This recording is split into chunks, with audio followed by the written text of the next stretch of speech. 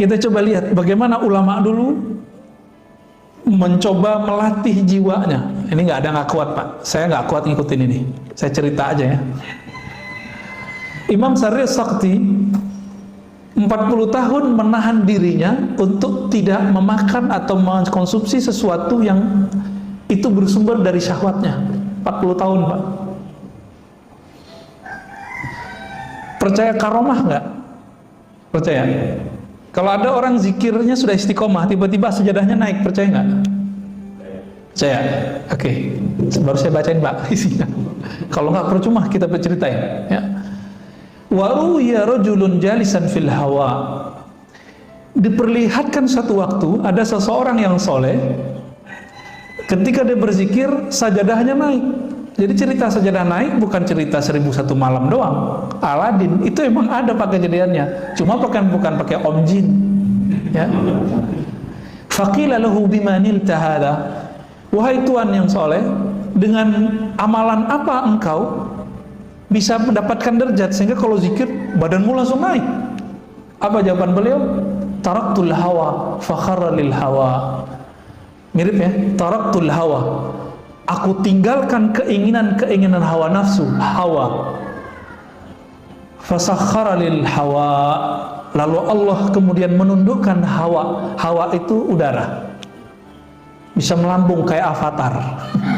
Avatar Eng ya. Tuh pada nonton ya. Sama aja sama bocah-bocah ya. Ya emang begitu kita Pak. Kita terhibur dengan melihat yang sebenarnya imajinasi itu ada ya.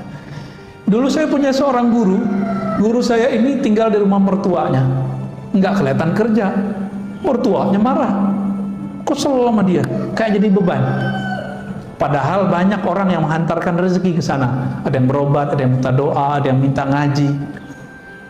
Ini guru saya nggak pernah ninggalin sholat duha, tidak pernah ninggalin tahajud, setiap hari sholat tasbih.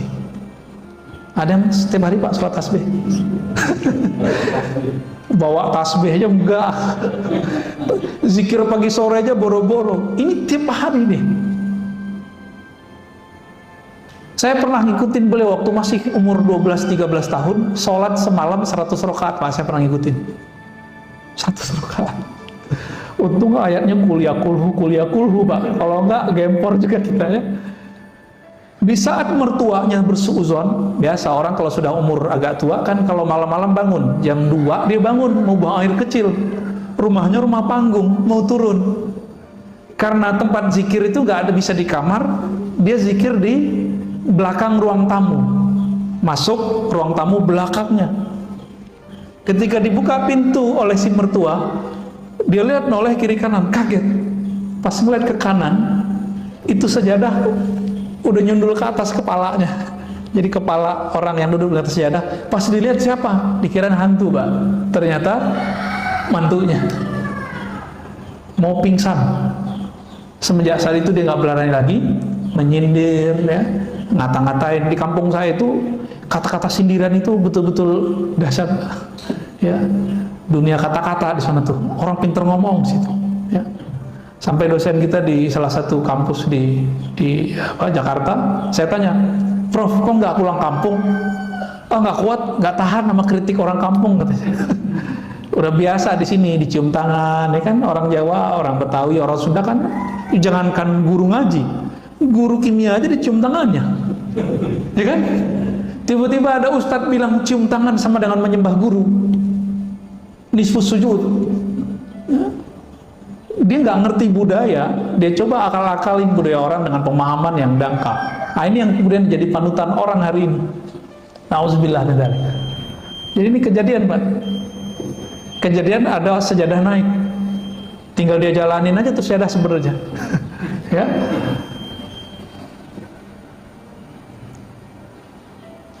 Jadi ibadah paling tinggi apa?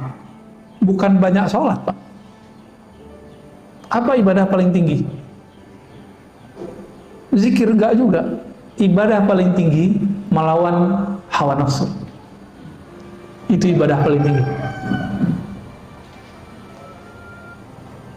Kalau sudah sanggup sampai ke sana, maka ruhnya kemudian merdeka. Jadi bagaimana cara memerdekakan ruh? Lawan hawa nafsu kita. Itu ibadah badan, ibadah jiwa. Tapi ada ibadah lain, yaitu ibadah ruh. Kalau ruh, ibadah tertingginya apa? Bermakrifat kepada Allah, mengenal Allah Subhanahu wa ta'ala. Itulah sebabnya kenapa orang ngaji satu bab ilmu itu lebih afdol daripada sholat 1000 rakaat. Karena bisa jadi yang sholat 1000 rakaat tidak mengenal Allah, sedangkan yang ngaji cuma satu bab membuat dia mengenal Allah. Ini nanti syuruk nih. Antum yang belum paham juga pasti sholat syuruk duluan, nggak mau dengerin ngaji, tinggalin aja. Nanti coba kita lihat aja Pak. Udah jelas ini lebih afdol dari 1000 rakaat, masih kejar 2 rakaat syuruk. Katanya Ustadz itu haji dan umrah sempurna. Lah itu kan hadis nggak sahih. Yang sahih kan ini. Itu hadis paling tinggi cuma hasan li ghairihi, nggak sampai Pak sahih. Tapi kita doyan, kita ini mohon maaf, terobsesi mengejar pahala. Lupa bahwa pahala tertinggi itu ada di ruh. Ruh kita, karakternya cuma satu aja, dia suka mencari ilmu. Bapak kalau nggak ada ruhnya bercahaya ini nggak akan berani duduk lama di masjid, pasti takut corona. Ya. Tapi karena ruhnya itu kuat, kita dibentengi Allah Pak, tenang aja, Allah bentengi. Orang kalau nggak takut corona, apa yang terjadi? Karena hobi dengan nafsnya, rame Pak mall. Malam tadi saya kan belum sempat tidur kecuali di mobil nih tadi, karena ada yang nganter pulang. Tahu-tahu udah nyampe aja di rumah jam 3:30 ya, jam 2:30 kita jalan dari Jakarta Timur dekat Bekasi, sampai di rumah 3:30. Ya, itu aja tidur aja tadi tuh 1 jam ya, 1 jam kurang malah. Ketika saya tidak mengikuti gerakan ruh, saya malas loh Pak kesini. Kenapa? Mendingan tidur ya. Saat kita jalan malam-malam itu, orang masih ramai Pak di luar. Gak ada orang takut corona hari ini. Orang takut karena tidak keluar, dia tidak bahagia. Jadi kehendak nafs aja bisa mengalahkan takut corona. Masa kehendak ruh kalah? Tapi ya buktinya begitulah ya. Cuma ya masjid kita jangan penuh-penuh amat, ntar jadi ramai juga Pak. Udah begini-gini aja udah. Ya segitu-gitu udah cukup lah, alhamdulillah. Apa kata Imam Ibrahim Al-Khawas? Man taraka syahwatan falam yajid samarata tarkiha fi qalbihi fahuwa kadhib. Nah, orang yang mencoba meninggalkan salah satu kehendak nafsunya, tapi tidak ada efek rasa manis di dalam jiwanya, berarti dia masih belum sungguh-sungguh. Fahuwa kadzib. Contohnya nih, puasa terasa lelah, terasa jadi beban, berarti puasanya belum sungguh-sungguh. Kapan puasa terasa nikmat? Kalau sudah sungguh-sungguh. Ini Allah kenapa Pak kasih kita amalan puasa? Karena kalau nggak dikasih puasa, satu teguk pertama waktu berbuka itu nggak akan pernah kita ingat. Jadi supaya kita menghargai satu teguk itu, Allah suruh kita berpuasa dari terbit fajar sampai terbenam matahari. Maka orang-orang yang sering menahan kehendak nafsnya, jiwanya itu, dia akan menikmati hidup di dunia meskipun dapatnya sedikit. Tapi orang yang mengikuti, menuruti semua keinginannya, mau dikasih berapa aja nggak akan puas ya.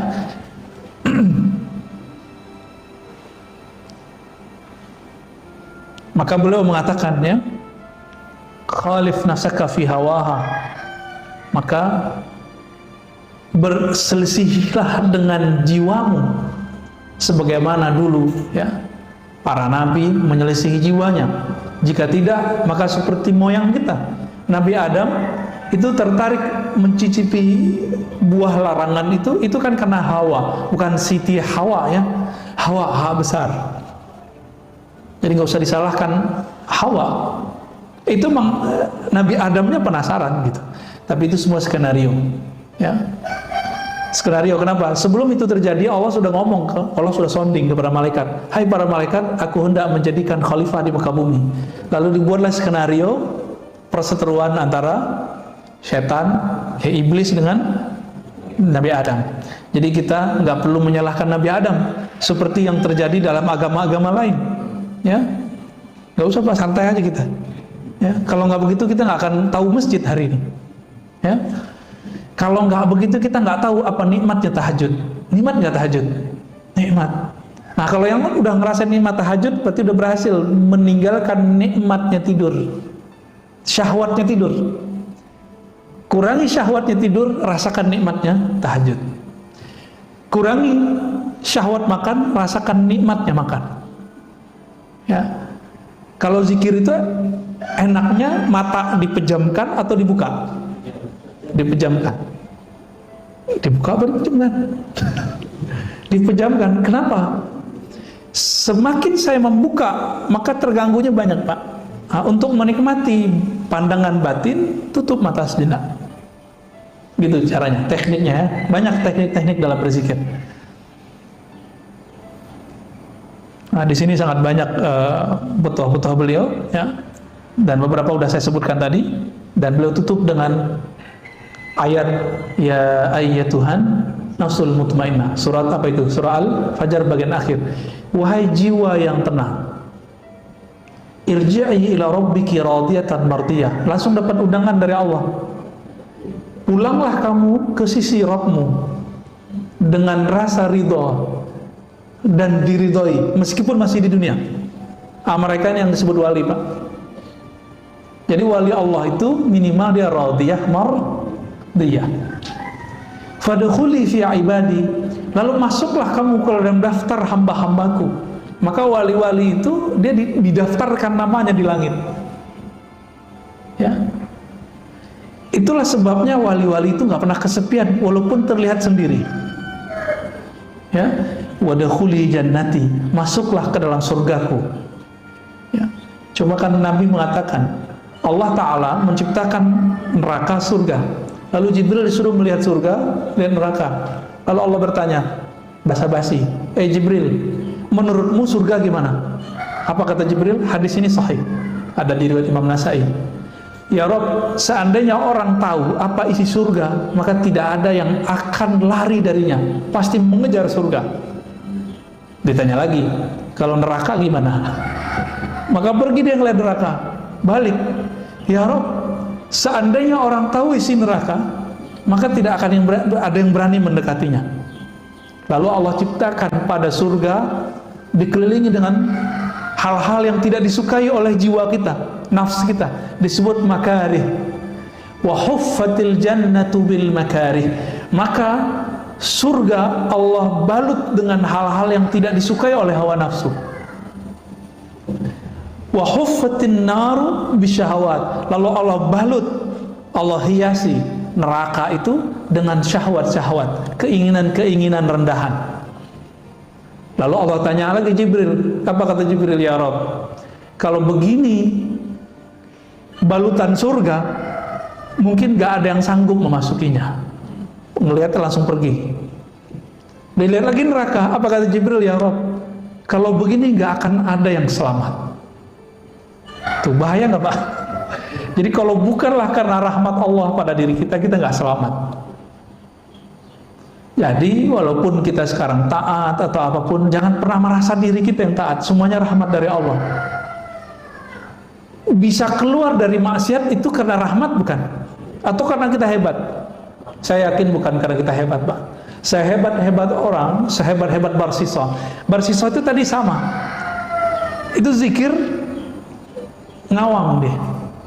Karena saking terkenalnya si Barsisa ini, maka datanglah banyak jamaah. Udah nggak muat, kata Barsisa, ente duduk di atas. Dulu belum ada lantai 2. Di atas itu maksudnya apa? Berlapis-lapis, Pak. 1, 2, 3, sampai kemudian ke bagian yang tinggi. Apakah dia waliullah? Belum tentu. Kenapa? Karena dia merasa begitu, merasa taat dengan riyadhahnya, latihan-latihan dirinya, maka dia tidak jadi kekasih Allah. Kalau dia kekasih Allah, pasti Allah selamatkan ketika maksiat. Terjebak maksiat nggak bersisa? Terjebak. Kita ini kan tidak ada yang terjamin nanti nggak maksiat, bener kan? Maka mintalah rahmat Allah. Maka Nabi berdoa, nih silakan diamalkan doa ini Pak. Allahumma rahamni bitarkil ma'asi. Ya Allah, rahmati aku, sayangi aku dengan meninggalkan maksiat. Setiap hari sekali dia baca doa ini. Allahumma irhamni bitarkil ma'asi. Kalau bukan karena rahmat Allah, kita nggak sanggup meninggalkan maksiat. Berarti bisa taat karena rahmat Allah juga. Inilah hakikat kalam Nabi. Tidaklah masuk surga seorang kamu kecuali dengan rahmat Allah. Ya. Alhamdulillah Rabbil Alamin. Kira-kira itu Bapak Saudara Allah kajian kita. Ada yang mau didiskusikan?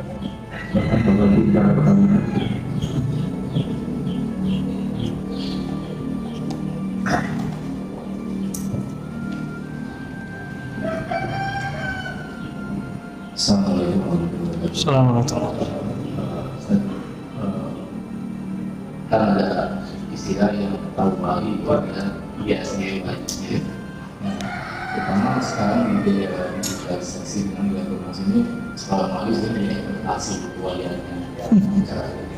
Jadi yang sekali kedua pendapat kita tentang apa bisa itu. Ya. Ini pertanyaannya berat ini ya. Wali tidak mengetahui kecuali wali. Ini kita bagi dulu Pak. Jadi wali itu boleh dibagi tiga dalam hal dikenal atau tidak dikenal. Pertama, paling rendah, wali yang dia tidak tahu kalau dirinya wali. Inilah perdebatan Imam Ibnu Furaq dengan Qushairi, muridnya. Muridnya ternyata lebih tinggi daripada dia, karena muridnya bertasawuf. Karena untuk mencapai mukhalafatun nas itu butuh seorang guru. Imam Qushairi punya mentor, guru, mursyid yang membantu dia untuk melatih jiwanya. Gitu. Ibnu Furaq ngotot, wali nggak tahu dirinya wali. Itu maksudnya dia sendiri. Dia nggak tahu kalau dirinya adalah seorang wali. Qushairi ngotot, bukan wahai tuan guru, wali tahu dirinya wali. Itu dirinya sendiri juga. Ya. Masya Allah canggih amat di print segala ya. Baik. Yang kedua, wali yang sesama wali saling mengetahui. Itu yang antum tanyain tadi. Jadi sesama wali tahu, sesama jawara tahu ini jawara nih bukan ya. Sesama ahli keilmuan mengerti orang yang diajak ngomong ini ahli ilmu gitu. Maka wali juga sama. Wali ini kan ukurannya bukan pada penampilan, tapi pada ma'rifatullah. Dia kenal Allah seberapa. Karena wali itu diartikan kekasih Allah. Ya kalau bahasa ininya pacarnya Allah, kita kira begitulah. Tapi kan Allah nggak pacaran Pak. Ini bahasa biar mudah aja ya. Orang kalau udah sayang dengan sesuatu, dia akan mengenal seluk-beluknya. Si wali itu sangat mengenal nama dan sifat Allah dan seluk-beluk seputar nama dan sifat Allah. Maka disebutlah dia wali. Jadi bukan karena keramat, ya, bukan karena banyak jamaah, bukan karena air doanya mustajab, bukan. Tapi karena dia mengenal nama dan sifat Allah Subhanahu wa ta'ala. Dan yang ketiga, wali yang dirinya tahu dia wali, tapi di luar sana tidak ada yang tahu dirinya wali kecuali Allah. Disebut dengan rijalul ghaib. Rijalul ghaib, udah rijal ghaib dia. Nah, wali-wali ini kalau ketahuan dia minta mati. Jadi kalau ada wali itu baru muncul mati, yaitu mungkin dia rijalul ghaib kali. Ya. Biasanya rijalul ghaib ini nggak punya murid, nggak ada muridnya Pak. Ya, urusan kolbunya dengan Allah Subhanahu wa ta'ala. Nah, bagaimana dengan ekspos kewalian hari ini? Gak ada ekspos kewalian, ya, ya gak ada. Kalau ada orang ekspos wali, ya wali murid kali ya. Yang ada itu orang mengekspos keramat, mengekspos gaya-gaya kewalian. Bukan, wali gimana mau eksposnya? Wali itu urusan hamba dengan Allah. Maka eksposnya hanya bisa kepada orang-orang yang mengenal Allah. Emang di YouTube siapa yang mengerti ini wali nggak wali? Yang nonton YouTube macam-macam, ya. Mau ada 1000 orang bilang, oh kita ini wali. Kalau Allah bilang enggak masuk. Walaupun ada 1 miliar orang tidak mengatakan kita wali, tapi Allah bilang, kamu waliku. Jadi wali, Pak. Jadi itu bukan urusan jamaah. Dan wali tidak pernah diangkat oleh jamaah, Pak. Kecuali wali murid, ya. Wali kelas, itu SK-nya dari kepala sekolah tuh, wali kota, ya. Wali apa lagi, Pak? Wali santri, sama ya. Wali nikah, wah asik juga tuh. Baik. Bagaimana dengan Habib Syekhon, ya? Habib Syekhon itu, jadi teman-teman, wali ini ada yang mencapai kewaliannya dengan cara suluk thariqah. Berlatih, Allah angkat. Ini suluk namanya. Nah, orang begini bisa jadi kiai mursyid. Tidak semua mursyid wali loh, Pak, ya. Kalau Habib Syekhon itu masuknya ke majzub. Nah, itu thariqah kedua. Jadi diangkat jadi wali karena Allah yang mengambilnya. Jadi dia ditarik, maka disebut majzub. Nyampe di Jawa majdub. Ya, yang benar majzub, ya, pakai za. Ditarik oleh Allah. Nah, orang-orang majzub ini setiap saat Allah memandang kalbunya dengan cinta. Dan orang ini kalau sudah begitu, maka muncullah kegirangan di kalbunya. Di saat itulah terjadi keanehan-keanehan. Tergantung nanti karakter nafsiyahnya gimana dulu. Barangkali Habib Syekhon maksud sana. Jadi jangan antum bilang beliau Habib gila, jangan. Itu buruk adab tuh. Yang bilang dia gila, saya khawatir ntar keturunannya ada yang gila. Karena menyakiti seorang wali. Hati-hati, ya. Itu Habib Syekhon. Sama dengan Habib Ja'far Allahyarham, sudah meninggal, Al-Kaf, ya. Benar, Al-Kaf, ya. Itu sama, masuk ke sana tuh. Dikasih panggung lagi sama teman-teman kita santri, ya. Itu nggak jelas tuh, Fatihah, itu aja nggak jelas. Tapi bagi dia itu jelas, bagi kita nggak jelas. Kalau datang sadar biasanya, dia ngomong kayak orang biasa. Nah, ini namanya ahwal. Jadi ahwalnya kalau datang, ahwal itu artinya kondisi-kondisi rohani yang dia tidak bisa nahan. Kalau Wan Sehon apa yang terjadi pada beliau? Nyoret-nyoret, Pak. Yang biasa dicoret mobil tuh, orang-orang yang cinta sama mobilnya dicoret-coret mobilnya sama dia. Ya kan? Ada yang dicoret bajunya, berarti orang ini suka atribut. Jadi ada organisasi tertentu datang ke beliau, sowan, dicoret, Pak, simbol-simbolnya. Karena beliau tahu berhala di dalam kolbu orang ini adalah simbol-simbol itu. Ada yang berhalakan tadi apa? Mobil. Ada yang rumah. Rumahnya dapat dicoret-coret sama dia. Nah, itu kalau Habib Syekhon lagi datang ahwalnya. Ahwal itu nggak selalu buruk, ada yang baik. Ada saya ketemu wali, kalau datang ahwalnya dibelanja mulu. Kalau dia nggak begitu, Pak, bisa gawat, ya. Kalamnya nanti bisa kemana-mana. Ada yang diem aja, ya. Kalau datang ahwal dikunci pintu, dia diem aja. Ada juga begitu. Ya, wallahu ta'ala alam.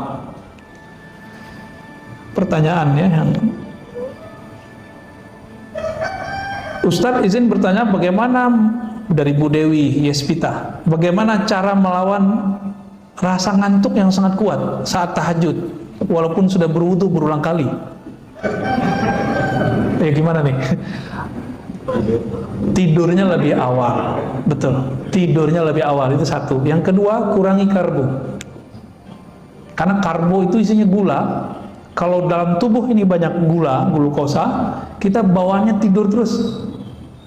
Coba mulai konsumsi sehat. Indonesia termasuk nomor 1 pada nomor 2 terbesar di dunia penyakit gula. Karena karbo, Pak. Jadi kalau bukan nggak makan nasi, nggak makan namanya. Coba itu dibuang deh, ya. Kalau nggak makan nasi, nggak makan, buang pikiran itu. Emang makan itu doang, ya. Kan bisa buah, ya kan? Bisa macam-macam. Itu nafsu yang ngomong itu, nafsu yang dijadikan tradisi, nafsu yang dijadikan doktrin. Nah, jangan ngomong begitu. Roti juga hati-hati loh, Pak, ya. Roti karbo tuh. Jangan banyak-banyak, dikit aja. Dan yang ketiga, hindari maksiat batin. Maksiat batin paling bahaya, sombong, emosional. Nah, pengalaman saya, kalau saya emosi Pak siangnya, malamnya pasti telat bangun. Udah mepet-mepet ke subuh baru bangun. Itu berarti siangnya saya marahin anak saya, atau marahin istri saya Pak. Atau kesel sama tetangga mana gitu ya. Atau kita jalan, dibela orang, kita balas ngebela orang. Itu ngefek semua. Bukan masalah ngebelnya, tapi di sininya nggak beres. Karena di sini nggak beres, ruh kita kelelahan. Karena dia kelelahan, jiwa kita juga kecapean, dia butuh rehat, tidurnya jadi panjang. Maka kalau ngantuk, tidur aja, jangan dipaksain tahajud. Nanti pas ruku baca Fatihah lagi ya. Jadi cukup, jadi kalau yang begini nih, Bu Dewi Yespita dan mungkin teman-teman sebagian, sholat witir dulu sebelum tidur. Sampai nanti sudah jadi habit, baru nanti dipindahin ke akhir malam, jadi tahajud. Ya, agama kita nggak saklek kok, fleksibel. Khawatir nih nggak bisa witir sebelum tidur, udah habis isya setelah sholat sunat langsung witir, boleh. Salah satu guru saya namanya Syekh Ahmad Darwis, ahli hadis, habis isya dia langsung witir. Tapi isyanya lama Pak. Dia isya itu baca Quran 2 juz, 3 juz, kadang 5 juz. Langsung pada keok semuanya. Jadi saya nungguin gitu. Udah 3 juz, nggak selesai beliau. Ya, kalau kita juz alpukat, ada 1 juz tuh. Juz apa lagi? Juz mangga gitu ya. Apakah boleh sholat memejamkan mata karena rasanya bisa lebih khusyuk? Memejamkan mata tidak diatur dalam hadis Nabi, tidak juga dalam Al-Quran. Tapi masuk ke ranah fikih. Nah, ulama ahli fikih, karena mungkin ada kasus dulu di kalangan para santri, kalau dia pejamkan mata, lagi sujud nggak balik-balik Pak. Itu kan kejadian di pesantren. Saya kan 15 tahun Pak tinggal di pesantren, belajar dan mengajar. Itu santri, kalau dia merem, sujud nggak balik-balik. Sujud aja, kita udah assalamualaikum, dia masih sujud. Hakon Pak ya, kalau nggak percaya kita lihat. Anak bapak jangan-jangan yang pesantren begitu juga. Atau jangan-jangan bapak-bapak ini pernah begitu. Ya, pernah ngantuk pas Ramadan tuh subuh-subuh nggak balik-balik pas sujud. Ya, itu terjadi. Ya. Jika memejamkan mata membuat tambah syahdu, tambah fokus, maka boleh memejamkan mata. Tapi jika memejamkan mata membuat pikiran kita kemana-mana, maka makruh. Itulah makruh hukumnya. Jadi jangan saklek. Yang paling lucu ada seorang syekh ya, saya nggak usah sebutnya. Bagi dia memejam mata meniru agama lain. Padahal ada hadisnya. Ya, ada hadisnya Nabi kalau ngajarin zikir Sayyidina Ali, salah satu riwayatnya ghammid ainaik, pejamlah matamu lalu bacalah nama Allah di kalbumu. Ada hadisnya. Ini pejam mata itu bukan urusan menyerupai. Kita tahu hadis apa enggak? Ya. Jadi boleh dengan syarat itu, makruh dengan syarat yang tadi ya. Pak Ahmad Romli, dalam beberapa kondisi kita terkadang belum bisa berzikir secara fokus karena beberapa kesibukan sehari-hari. Apakah zikir hanya dengan lisan tanpa menghadirkan hati dapat bermanfaat? Ya, orang sholat nggak khusyuk lebih afdol daripada nggak sholat. Enggak. Sepakat? Ada yang nggak sepakat? Orang zikir masih melayang-layang itu lebih utama daripada nggak zikir. Nah, Ibnu Athaillah itu berkali-kali ya, mengatakan, tetaplah zikir meskipun kamu masih lalai di qalbumu, karena siapa tahu nanti Allah akan turunkan kalimah di lisanmu jatuh ke dalam qalbumu. Kalau sudah jatuh ke qalbumu, Allah angkat derajatmu dari masuk ke qalbu, nanti Allah buat kita yaqzah, sadar hadir. Dibaca ini yang punya nama hadir terasa dalam diri kita. Begitu terus naik. Itu beliau ingatkan. Bagi Allah semuanya mudah. Ya, bagi kita yang susah karena kita mikirin pakai ini. Jalan ini Pak zikir, cuma mesti berguru. Ya, kalau nggak berguru saya nggak jamin bener Pak. Takutnya setan nanti yang membimbing. Kita baca Fatihah aja ada gurunya. Baca Iqra ada gurunya nggak? Tilawati, qiraati. Nanti tamyiz ini terjemahan sama ustadz kita nanti ada gurunya. Masa untuk urusan alam rohani gak ada gurunya? Sombong amat. Ini yang paling lucu, paling repot. Udah kiai, udah profesor di kampus, kiai di pesantren, nggak mau punya mursyid. Bagi dia cukup saya baca kitab. Sombong ente ya. Imam Ghazali selevel Imam Ghazali itu masih butuh mursyid, Pak. Siapa nama mursyidnya? Abu Ali Al-Farmadi, untuk mengajarkan beliau cara berzikir kepada Allah. Padahal teknik zikir dia udah tahu semua. Cuma teknik ini dia nggak tahu porsinya gimana, bagaimana cara penerapannya. Ketika ketemu Imam Abu Ali Al-Farmadi, baru dia tahu caranya. 10 tahun dia berlatih dengan Imam Abu Ali Al-Farmadi. Selevel Ghazali loh. Siapa hari ini profesor yang sehebat Ghazali? Ya. Kata orang kan saya dokter nih, karena didaulat di kampus jadi dokter, diresmikan. Tapi sampai sekarang, secuil kuku Ghazali pun saya belum, Pak.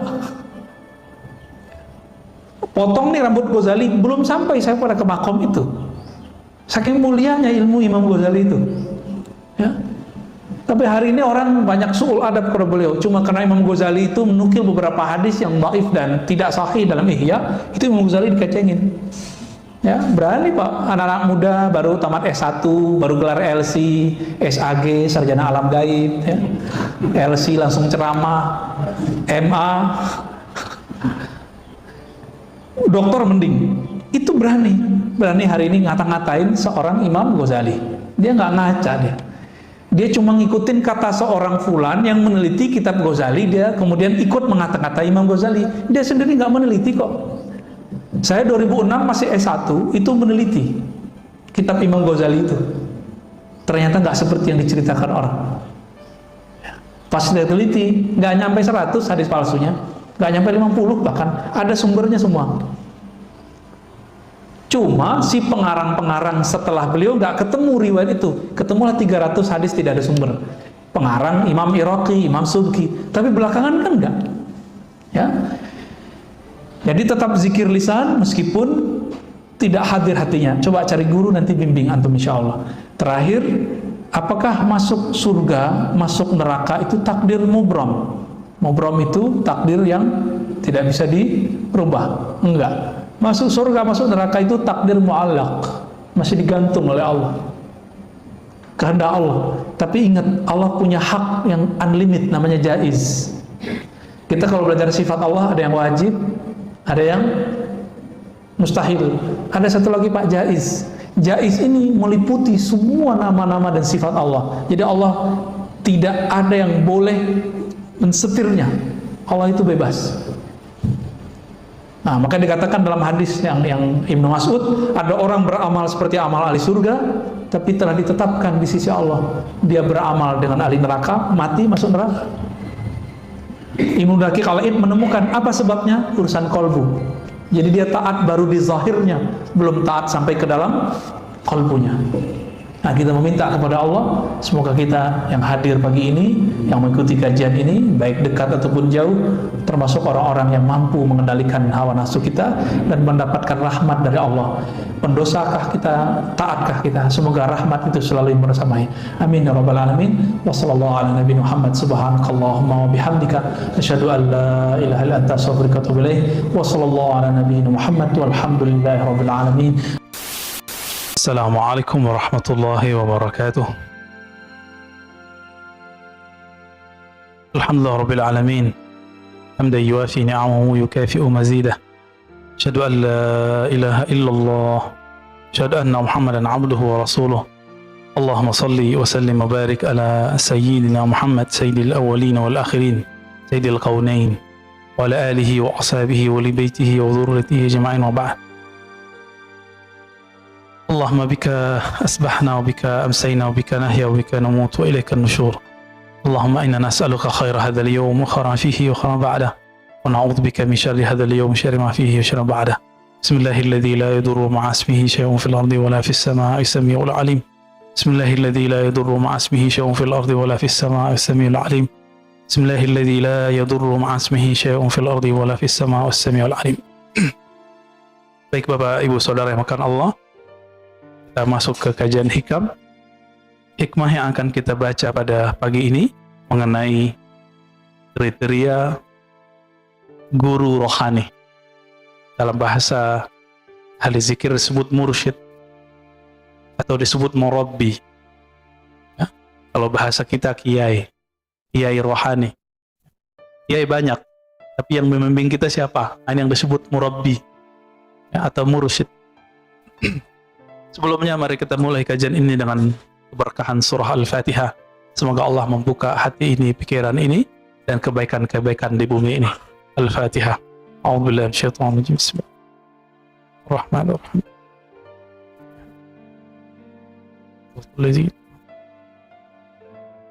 Amin. Apa kata Imam Athaillah As-Sakandari? La tashab man la yunhiduka haluhu wa la yadulluka 'ala Allahi maqaluh. Engkau tidaklah perlu berguru, atau janganlah engkau berguru, bersuhbah. Jadi dalam bahasa Arab, berguru itu disebut dengan istilah suhbah.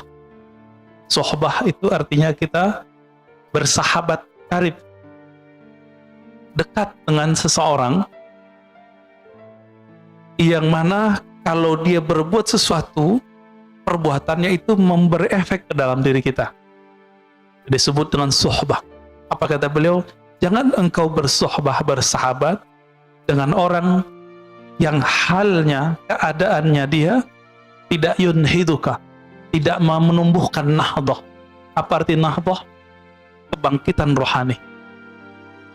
Jadi kalau kita duduk bersamanya, melihat amalannya, bahkan melihat diamnya, itu membuat hati ini semangat untuk memperbaiki diri.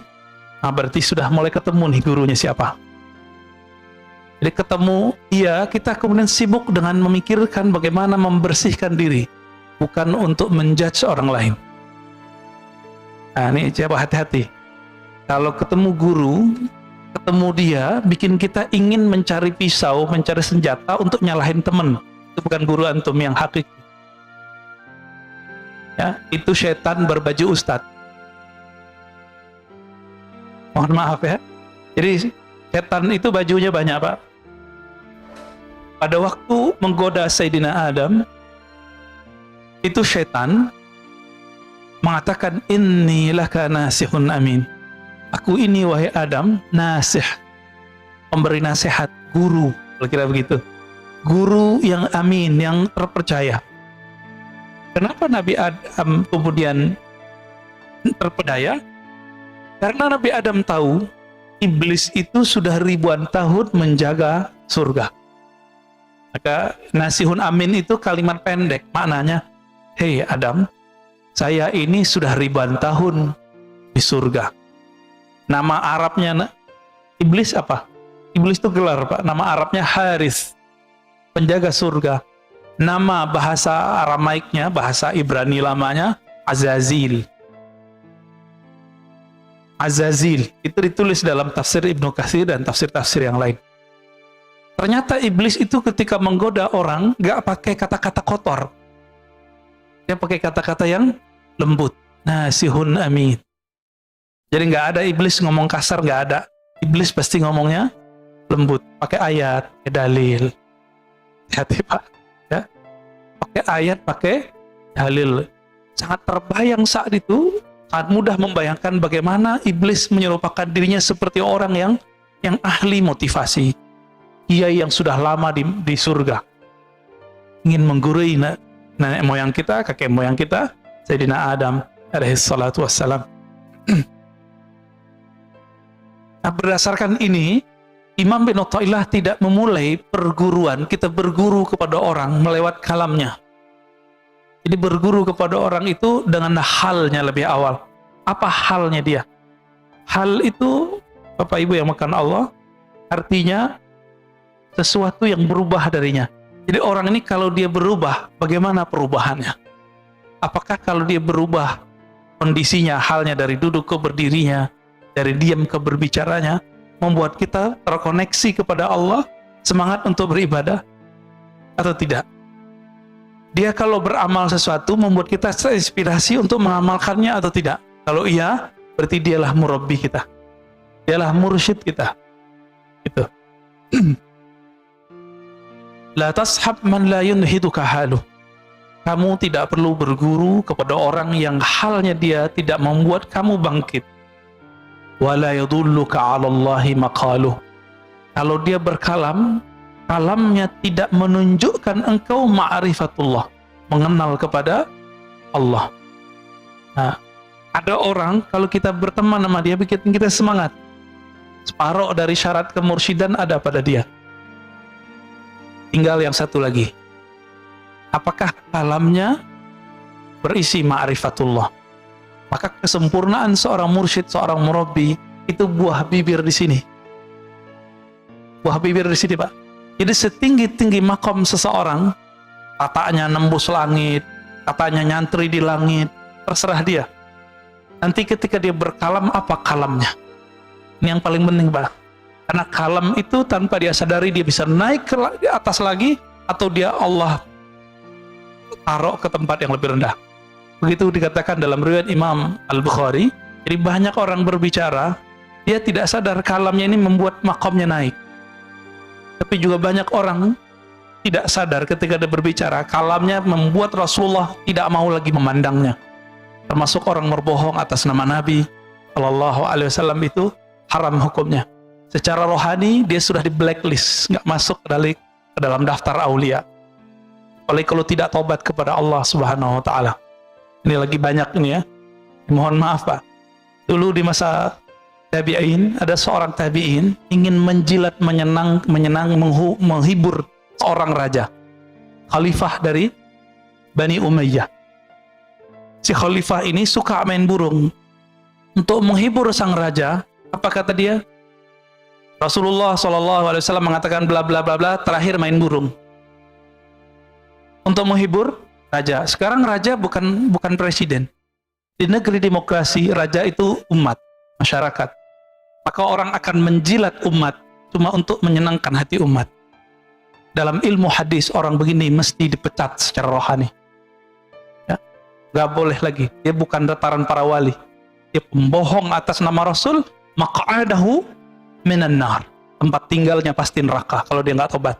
Ya, hadisnya mutawatir. Man kadzaba alayya muta'ammidan falyatabawwa maq'adahu minan nar. Siapa yang berbohong atas namaku sengaja, falyatabawwa maq'adahu minan nar, siap-siap tempat tinggalnya di neraka. Mau dia siapa? Mau dia terkenal, mau dia nggak terkenal, mau kiai, mau hafiz, sama. Tolong berhati-hati dalam berguru, ya. Jangan hal yang sekecil ini nanti merusak perjuangan kita. Nah, hati-hati berguru. Ya, udah tahu begitu masih berguru, ya salam, ya. Jahilun murakkab, jahil terstruktur, Pak. Murakkab artinya apa? Nggak sadar kalau dia itu jahil. Akhirnya khalifah ini ngusir orang ini. Kenapa? Dia kira khalifah nggak ngerti hadis. Khalifah di Bani Umayyah sebelum jadi khalifah nyantri dulu. Dengar ahli hadis dulu dia. Baik. Wala yadulluka 'ala Allahi maqalu. Mursyid itu 50%-nya ada di kalamnya. Apa buah bibirnya? Maka mursyid yang mengarahkan kita kepada Allah, pasti buah bibirnya Allah, Rasul, Allah Muhammad, Allah Muhammad, Ahmad Muhammad. Udah gitu aja Pak buah bibirnya. Jarang dia berbicara selain itu kecuali lagi bercanda. Maka disinilah terungkap bahwa martabat kewalian itu beragam. Martabat kewalian. Tingkatan para wali itu, ada wali yang mengajarkan hanya sekedar fi'lullah, perbuatan Allah. Disebut ma'rifatul af'al. Si wali ini mengajarkan, oh ini loh alam semesta, ini ciptaan Allah, ini biasa. Ini rata-rata nih mursyid di sini. Guru-guru ngaji, ustadz-ustadz di sini nih. Kalau ada orang sakit, oh sabar ya, ini ujian dari Allah, itu mah biasa Pak. Ya. Tapi ada level 2, ma'rifatul asma. Guru yang sudah mengenal nama-nama Allah. Karena pintu menuju surganya Allah, pintu menuju taman-tamannya Allah adalah nama-namanya. Kita di dunia ini cari nama Pak. Kenapa orang kuliah sampai doktor, sarjana S1, S2, udah dokter mau cari profesor, itu mau cari tambahan nama. Dari di depan namanya atau di belakang namanya ada tambahan. DR, DRS, DRA dulu ya. Teman-teman Pak Mirwan tuh masih ada Dr. Andes kan? Masih ya? Kirain udah enggak Pak. Dulu orang BA aja udah sangat bangga. Dulu orang SAG, sarjana alam gaib, itu udah bangganya bukan main, Pak. Tapi sekarang orang magister aja lewat, ya, pengen nambah lagi dokter. Begitulah manusia gak puas-puas. Ya. Orang cari nama. Ada orang udah gak nyari nama gelar akademis. Sekarang dia nyari gelar rohani. Maka dalam dunia tarekat, ujian seorang murid adalah ingin mencari gelar kemursidan. Nah, ini ujian para salik. Ingin dapat ijazah dari gurunya supaya disebut sebagai mursyid. Nanti di depan namanya ada gelar syekh. Oh, itu berat itu, Pak. Jadi mencari nama itu betul-betul hobi kita. Kita cari nama. Mulai dari gelar, nggak cukup di situ, di masyarakat orang mau cari gelar. Pak RT, Pak RW, itu gelar juga. Kiai. Nah, kiai ini kan terbagi dua. Ada kiai yang diberikan oleh guru, ada kiai yang diberikan oleh jamaah. Mana yang lebih tinggi, Pak? Jamaah apa guru? Yang ngerti ilmu itu jamaah apa guru? Jadi, kalau antum ini jadi ustadz, ditinggalin jamaah nggak usah sedih. Tapi kalau ditinggalin sama guru, kita bisa sedih, Pak. Paham di situ? Kita ini beda sama jamaah nggak apa-apa, tapi jangan beda sama guru kita. Inilah perbedaan orang bersanad dengan tidak bersanad. Dia tidak takut dengan jamaahnya. Dia takut kalau ketemu gurunya, dia salah fatwa. Hari ini kita saksikan, orang takut sama jamaahnya. Orang takut sama umatnya. Akhirnya ngibulin umat. Berfatwa yang menyenangkan umat, bukan berfatwa yang kemudian membuat guru-gurunya ridho. Kalau guru kita ridho, Rasulullah pun ridho.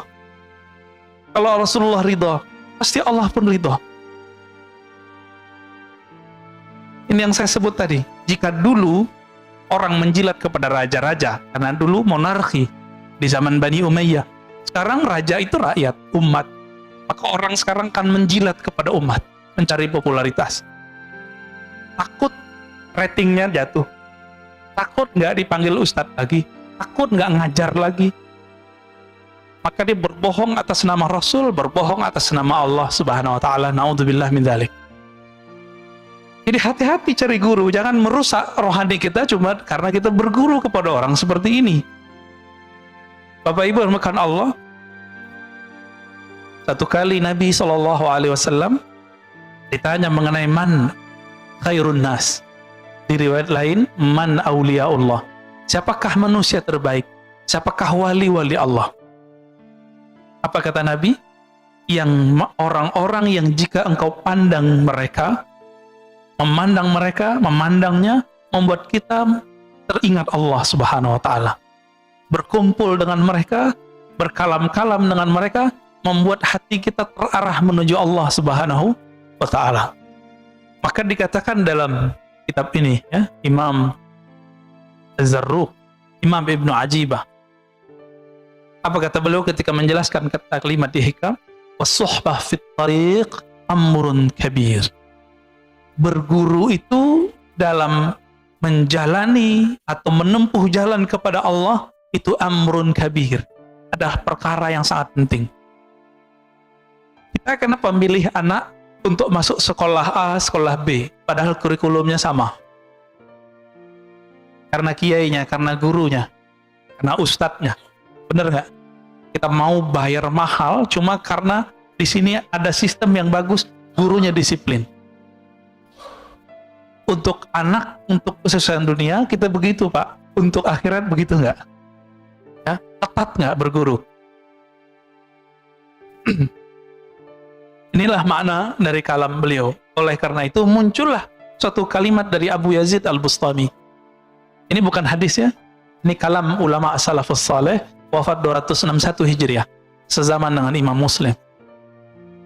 Man la syaikha lahu fa syaikhuhu syaitan. Yang tidak punya guru mursyid, maka gurunya adalah syaitan. Nanti was-wasnya yang lain. Itulah yang terjadi pada orang-orang, baik dia orang-orang spiritualis ataupun pergerakan. Ya. Kita udah punya pergerakan nih, harakah. tapi nggak punya murabbi rohani. Punya murabbi, tapi murabbinya pun tidak punya murabbi. Nggak nyambung kepada Rasulullah SAW. Apa yang terjadi? Ya siap-siap saja. Was-was yang muncul adalah was-was syaitan. Dikira itu dari Allah, dikira dari Nabi, padahal dari syaitan. Kita sudah membahas di kitab Risalah Al-Qushairiyah, setiap hari ada khatir, ada lintasan masuk ke dalam diri. Ada berapa banyak lintasan masuk ke dalam diri kita? Nah, ini belum saya sebutkan di Risalah Qushairiyah. Ya. Dalam kitab Imam Al-Qattani disebutkan dalam kitabnya Khabi'atul Qaun. Jadi perbendaharaan alam. Setiap hari ada lintasan masuk ke dalam kalbu kita sebanyak 70.000. Lewat aja. Kadang masuk dengan sebab nonton TV, dengerin pengajian, melihat tetangga, melihat ada orang tengkar, melihat ada orang yang mesra, melihat ada orang maksiat, melihat ada orang taat, itu muncul cepat 70.000.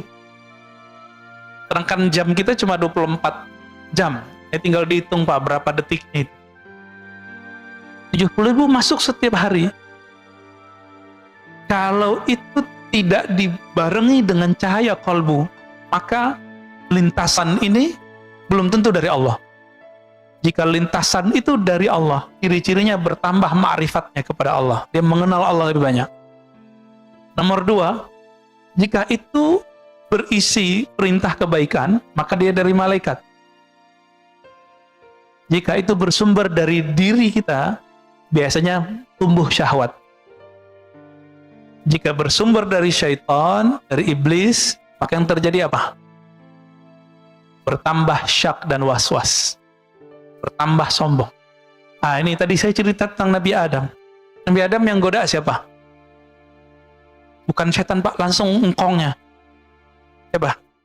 Iblis. Namanya siapa tadi? Azazil. Bahasa Arabnya Harith. Tolong diingat. Syaitan ini setiap hari ngirim tentaranya sekitar 70.000 kepada orang-orang. Ini disebut bayangan-bayangannya atau tentara-tentaranya. Di Quran disebut junud. Tentara Allah, tentara syaitan. Ada 2. Jadi si Azazil ini, Bapak harus tahu, Azazil ini dulu bertirakat di surga. Sampai dia dekat kepada Allah dan memandang Allah, berkalam-kalam dengan Allah. Maka si iblis punya ma'rifatullah. Hati-hati. Si iblis punya ilmu ma'rifat, Pak. Iblis ini punya ilmu bagaimana cara menceritakan tentang Allah. Si iblis ini kemudian mempunyai 70.000 prajurit ring 1. Ini ring 1 kita sebut nih. 70.000.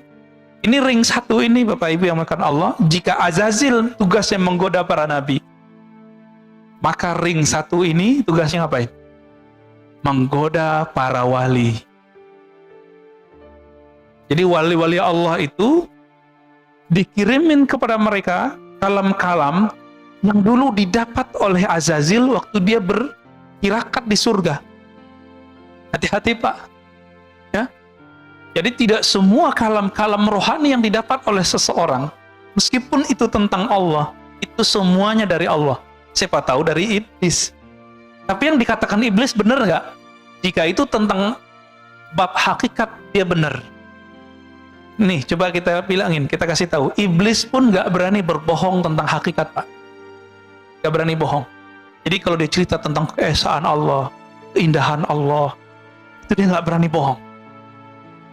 Maka ketika si tentara-tentara iblis ini, ring 1 ini turun kepada para wali, kalam yang didapat wali jika dia dapat ilham, itu persis sama seperti yang didapat dengan iblis. Persis sama. Kalau enggak, mana mungkin Nabi Adam bisa terdaya? Mana mungkin seorang Barat Sisa itu bisa tergelincir? Enggak mungkin. Terus bagaimana caranya? Makanya kalimat belakang dari teks ini, wala yadulluka 'alallahi maqaluh, tidak mengajarkan kepada Allah tentang Allah kalamnya. Tentang Allah itu dibagi 4. Untuk fisik namanya hukum syariat. Untuk nafsiyah kita, jiwa kita namanya tariqah. Untuk pemahaman kita namanya haqiqah. Untuk keilmuan kita disebut dengan ma'rifah. Ini pembagian begini ulama kita yang bagi, Pak. Ya. Sebagaimana ahli fikih boleh membagi hukum, ahli hadis boleh membagi jenis-jenis hadis, maka ahli qalbu pun membagi supaya muridnya gampang memahami. Bagaimana? Kenapa saya sebut 4 tadi? Syariah, tariqah, apa tadi? Hakikat, ma'rifat. Si iblis bawa ma'rifat, Pak, paling ujung. Jadi semua orang beramal supaya dapat paling ujung ini. Iblis kan dulu sudah dapat ini, dan dia simpan dalam memorinya. Dia kirimlah memori itu kepada tentaranya, ring 1 tadi. Tentaranya ini datang kepada wali-wali, membisikkan hal yang sama. Cuma ingat, nomor 2, 3, dan 4, iblis bisa menyamar. Tapi nomor 1, yang paling bawah tadi apa? Syariat. Itu iblis nggak bisa nyamar, Pak. Iblis nggak bisa nyamar. Jadi setinggi-tinggi makom seorang wali, kiai, itu tetap testing awal dan akhirnya itu di syariat. Dan itu terlihat dari kalamnya. Maka gampang ngecek ini wali Allah atau wali setan. Nih mohon maaf nih, di antara wali-wali itu ada wali namanya wali sufi, karena dia soleh. Ada wali namanya malamatiyah. Malamatiyah ini wali tapi tidak mau menunjukkan kesolehannya. Jika mereka ada di sisi kita, mereka itu ujian bagi kita, Pak. Mereka itu nguji Pak Mirwan. Sholatnya nanti khusyuk atau ingat orang itu. Nanti kalau Pak Mirwan ketemu, Pak, kita lagi sholat nih, depan masjid dia berisik. Dia nggak ikut sholat sama kita, padahal dia nanti sholat juga. Berisiknya bukan main. Dalam sholat Pak Mirwan bilang, ini iblis ini. Laknat ente. Ada kalimat begitu, udah kemasukan iblis. Jadi orang-orang ini namanya wali malamatiyah. Apa artinya malamatiyah? Adanya dia itu nguji kita bakal menghujat dia atau tidak, disebut malamatiyah. Suatu kali dulu ada, saya sering cerita ini ya, Quthaib Alban, murid dari Syekh Abdul Qadir Jailani. Ceritanya dinukil oleh Imam Izzuddin bin Abdus Salam dalam kitabnya Zubat. Apa kata beliau? Suatu kali Quthaib Alban, di saat orang sholat di masjid, seorang qadhi agung telah memimpin sholat. Tapi Quthaib Alban ini mirip-mirip kayak wali majzub. Siapa contohnya ya? Habib Syekhon lah ya. Bikin berisik di luar. Maka terganggulah orang dalam masjid. Hampir semua terganggu. Selesai sholat belum zikir, Assalamualaikum, Assalamualaikum, langsung orang ini berdiri, si imam ini, dan dia menerobos shaf. Sekedar ingin jambangin, ingin kasih pengajaran kepada orang yang berisik di depan masjid. Apa kata si hakim yang jadi imam ini? Wahai musuh Allah. Wah, kalimatnya langsung begitu. Hati-hati, Pak. Ini ciri-ciri orang nggak lolos kalau kena uji wali yang level 2. Kalau sama wali level 1 kebanyakan kita bener. Ya bener, dia soleh, pakai serban, pakai gamis, pakai sajadah, pakai tasbih. Kita gampang tahu. Tapi kalau wali level 2 ini, kita susah mengenalnya. Dikata-katai lah ya oleh si imam ini. Jadi imam ini, apa yang dia kata-katai dalam sholatnya, itu keluar semua. Ya, Quthaib Alban senyum aja. Akhirnya Quthaib mengatakan, wahai Tuan Hakim, Tuan Qadhi, Tuan Imam, semua gelarnya disebut. Apakah engkau mengetahui semua ilmu Allah? Apa jawaban dia? Enggak. Tahukah engkau, wahai Tuan Qadhi, Tuan Hakim, akulah ilmu yang Allah engkau tidak tahu itu. Bingung dia. Baru situ Pak dia kemudian melepaskan orang ini. Baru dia sadar. Oh iya juga ya. Lagi sholat, kita terganggu nggak sama orang begitu. Ya, ini kejadian juga Pak waktu saya lagi khutbah di komplek tadi sono. Orang lagi bangun di depan masjid. Lagi khutbah, lagi sholat, datang truk. Dari tadi dia nggak datang. Pas kita lagi sholat, dia turunin tuh pasir. Orang nurunin pasir berisik nggak Pak? Masjidnya belum ditutup seperti ini, masih kebuka separuh. Berisiknya bukan main. saya jadi imam. Ya dalam hati kita, waduh ternyata Quthaib Alban zaman baru, kang pasir Pak. Habis sholat, itu muazinnya ngutuk-ngutuk, siapa tuh orang terlaknat yang ganggu kita sholat. Persis kalamnya seperti itu. Ini wali malamatiyah ini. Dia datang nguji kita.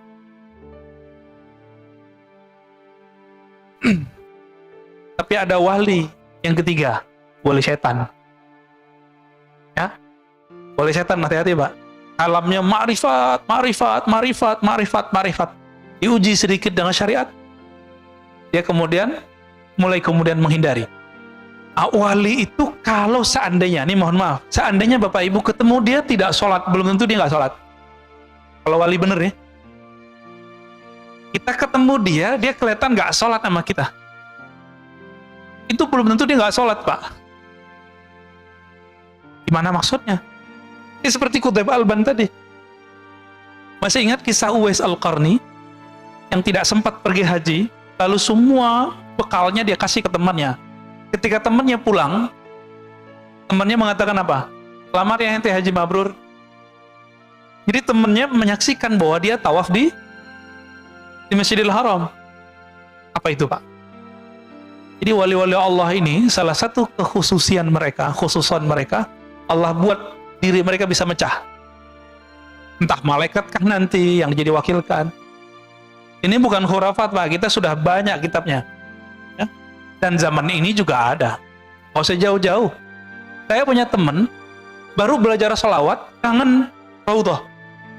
Temennya lagi di Raudhah, saudaranya. Apa kata dia? Loh, kok ada saudaraku di Raudhah? Pulang-pulang, dia tanya, ente kemarin umroh ya? Enggak, saya di Jakarta gitu. Jadi dia menyaksikan temannya yang sedang bersalawat di Raudhah, padahal temannya lagi di Jakarta. Itu kejadian Pak, teman saya. Ya, orangnya masih hidup. Orang biasa. Apalagi wali-wali Allah yang agung. Cuma ini jangan jadi alasan juga Jumatan di Mekah. Ini jam Jumatannya beda. Kita Jumatan di sini, sono belum Jumatan. Ya, itu nggak alasan juga ya. Hanya wali-wali tertentu yang boleh kita sebut dia Jumatan di sono. Nabi Muhammad SAW ya, itu lebih banyak mukjizatnya atau lebih sedikit dari Nabi Yakub, Nabi Yusuf? Mana yang lebih banyak Pak? Nabi Muhammad. Di saat Nabi Yusuf tergoda di Mesir, Nabi Yusuf yang ada di Mesir, ayahnya lagi di Yerusalem. Dia melihat ayahnya hadir, lalu ayahnya mukul dia pakai tongkat. Bapaknya di kampungnya, dia lagi di Mesir, udah puluhan tahun gak ketemu. Mau dipukul, rasa sama dia, padahal jaraknya jauh. Nah, ini ada, nanti silakan cari tafsir surah Nabi Yusuf di tafsir Ibnu Katsir. Ya, nanti ketemu. Bapak Ibu yang makan Allah, jadi wali-wali setan ini ngeceknya cuma satu, syariat. Dia nggak sholat nih, tapi dia mengingkari sholat nggak? Jadi wali palsu itu mulai muncul kalam di lisannya. Perlu tuh sholat, berarti dia wali setan. Inilah hebatnya Imam Syafi'i. Apa kata Imam Syafi'i? Kalau ada orang tidak sholat, tapi tidak mengingkari kewajiban sholat, dia masih muslim. Saya baru paham Pak di situ. Beda sama muridnya. Imam Ahmad bin Hanbal, orang yang nggak sholat, dia kafir. Imam Syafi'i sudah melihat kenyataannya. Banyak orang yang tidak menunjukkan dirinya sholat, tapi dia tidak mengingkari sholat. Ya beberapa tahun berikut dia tobat, menjadi wali Allah, jadi kekasih Allah. Ini perlu kita ketahui juga. Allah memilih walinya di dunia atau semenjak alam azali Pak. Al-Qadim, Allah Qadim. Lalu ada alam sebelum waktu. Alam sebelum waktu disebut dengan azali. Apa namanya? Azali. Jadi kalau ada kiai nyebut azal, itu dia maksudnya. Jadi belum ada pagi, sore, siang, belum ada kemarin, belum ada besok, belum ada sekarang. Itu azali. Alam azali, di alam azali ini Allah sudah hembuskan nafasnya.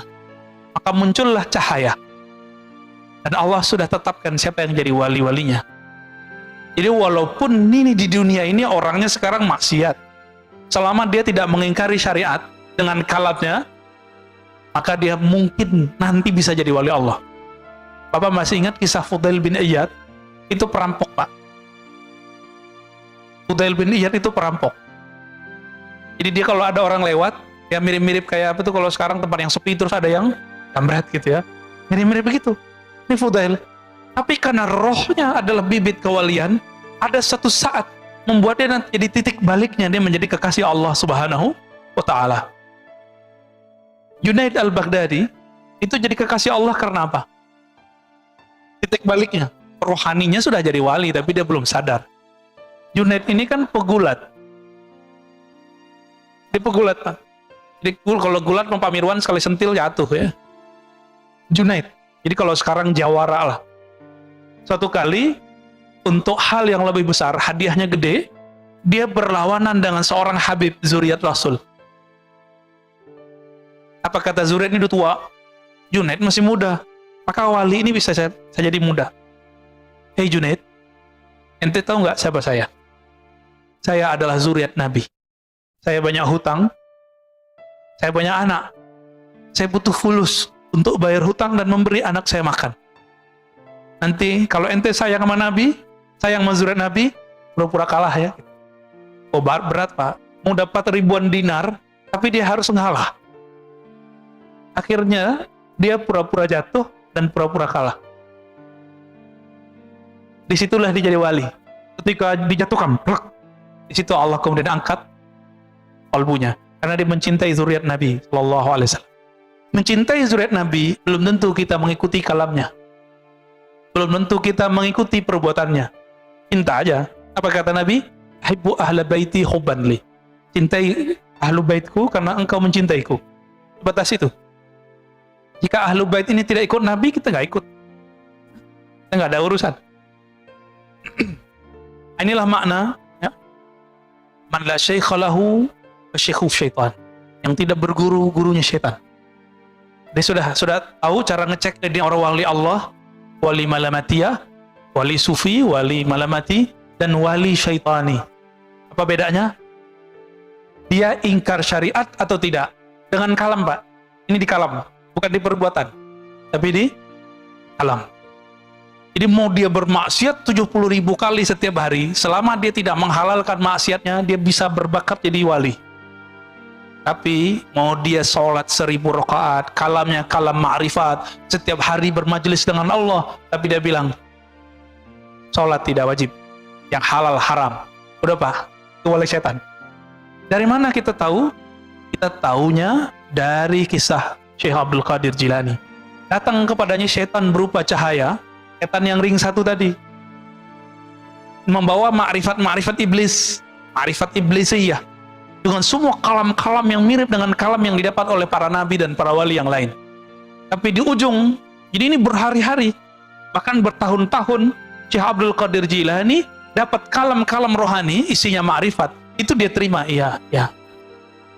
Ketika si yang punya kalam ini mengatakan, tahukah engkau wahai Abdul Qadir Jilani, semenjak detik ini semua yang haram halal bagimu. Langsung Syekh Abdul Qadir Jilani senyum. Iblis nih. Iblis ring satu.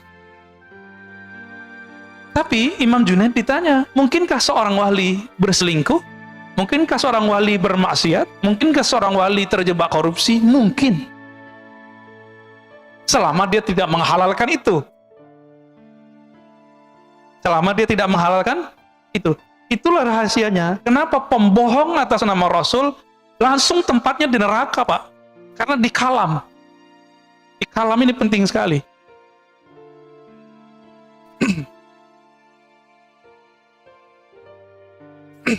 Apa kata beliau? Al-insan kasyajaratin nabita fil khala.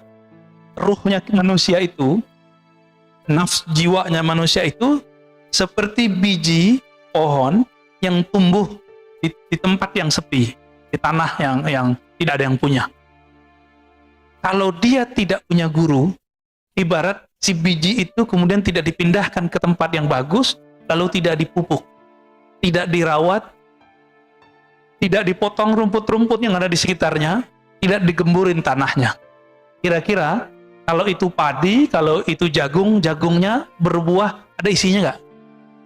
Kosong. Pernah ngelihat ada jagung tumbuh isinya kosong? Ya. Apa kata beliau? Seorang murid jika tidak berguru, seperti tadi jagung tadi, jika tidak dipindahkan sedari kecil ke tempat yang baik, lalu dikasih pupuk, ya dijaga segala macam, dijaga airnya, dijaga panasnya, maka dia akan tumbuh seperti tumbuhnya jagung, buahnya tidak berisi. Dia berzikir tapi hampa, dia sholat tapi tidak khusyuk, dia berilmu tapi tidak ada ma'rifat, dia berilmu tapi tidak ada adab, dia berilmu tapi tambah sombong. Ini dia ciri-ciri orang yang belajar sendiri. Sombong, ternyata buahnya kosong. Hati-hati Pak. Ada juga orang yang dirawat tapi dipetik sebelum matang. Nah, ini ada lagi nih kasusnya. Dia sudah dirawat tapi nggak sabaran, dia dipetik sebelum matang. Kalau pisang dipetik sebelum matang, gimana Pak? Kira-kira begitulah. Inilah yang terjadi. Cuma bisa disubstitusi, dipotong-potong dan kasih garam, lumayan enak juga. Ya, cuma segitu doang Pak. Nah, inilah yang disebut talbisu iblis, garam-garam ini. Dia belum matang kok, dipaksain. Cuma kalau dia udah matang, ini tidak ada akhirnya. Nikmatnya bikin candu. Inilah orang yang berguru, kalau dapat zikir, zikirnya akan bikin lazah di sini. Ada kelezatan luar biasa dalam hati. Tapi lezat ini terserah Allah, kapan Allah mau kasih. Tapi sekali dikasih kelezatan, kita mau cari terus kelezatan itu. Itulah sebabnya kita mau antri di rumah makan yang enak. Kenapa? Kita nggak sabar. Ini lidah sejempol Pak, lidah kita itu bisa memperbudak orang mau antri. Benar kan?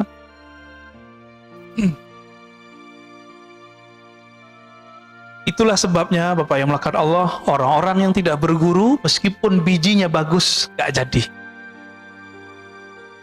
Tapi ada orang udah tumbuh nih, udah agak sedang tumbuhnya, dilihat oleh seorang petani, wah ini kasihan nih, kita pindahin, nggak telat kok, masih bisa tumbuh. Sebelum nyawa ini berpisah dengan badan, belum ada kata telat. Berguru dari ahli ma'rifatullah yang bersyariat, yang mengindahkan syariat dengan kalamnya. Ya? Ada orang soleh secara zahir, tapi kalamnya merendahkan orang, berbohong atas nama Rasul. Kita nggak masuk itu. Kita nggak masuk itu Pak. Ya? Ini sudah melanggar adab-adab Nabi. Nah di sini bagian terakhir yang mau saya sampaikan, masih panjang ya, mau syuruk. Ada kriteria syekh yang ideal. Mau cari guru yang ideal, ini dilengkapi di sini oleh Imam Ibnu Ajibah mensyarah kitab Hikam. Ilmun sahih. Pertama, ilmunya harus sahih. Itu yang tadi saya katakan. Ilmu yang sahih itu ma'rifatnya tidak membuat dia membatalkan syariat. Ya. Sekarang kebalikan, antum punya guru kebalikannya. Dia syariatnya bagus tapi dia membatalkan ilmu hakikat. Banyak hari ini? Banyak. Mulai dari yang mengingkari ilmu tasawuf, ilmu ma'rifat, yang memusuhi mereka, yang menzindik-zindikkan mereka, itu banyak. Sampai yang berbohong atas nama mereka, banyak. Itu sama semua tuh. Gimana Pak? Jangan-jangan kita berguru sama mereka nih. Ya? Ini syariatnya oke, jadi ilmu syariatnya bagus, tapi ilmu hakikat dia batalkan. Ciri-cirinya sederhana, dia ngomong, nggak ada tuh ilmu hakikat, nggak ada tuh tarekat, nggak ada tuh tasawuf zindik. Ini kalau udah ngomong begini, ya salam. Ya. Jadi berarti ilmunya belum sahih. Sebaliknya, ma'rifatnya tinggi, tapi dia mengingkari syariat, batal. Wa dzauqun sharih, zauq yang sharih. Apa arti zauq? Perbedaan antara ahli qalbu dengan ahli fikih satu aja Pak. Ahli kalam, ahli akidah.